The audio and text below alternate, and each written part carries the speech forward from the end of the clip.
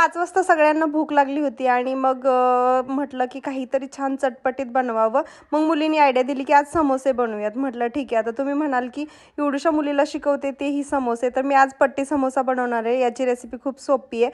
तर इथं मी तिलाच सांगितला मसाला बनवायला, कारण मग म्हटलं सगळंच मी सांगत बसले तर मग तिला येणार काय। फक्त छोट्या मोठ्या गोष्टी आहेत ती मी तिथं उभा राहून करत होते, म्हणजे गॅसजवळ मी जास्त येऊ देत नाही। आता तशी ती मोठी झाली आहे, पण आता सुट्टीमध्ये मी ठरवलंय की काही ना काही करत राहणार, शिकवत राहणार तिला। तर हे समोसे खूप बनवायला सोपे असतात, फक्त ही जी पट्ट्यांची प्रोसेस आहे ना ती करता आली पाहिजे। मला इथं 10 मिनिटं लागले तिला शिकवताना, पण ती शिकली।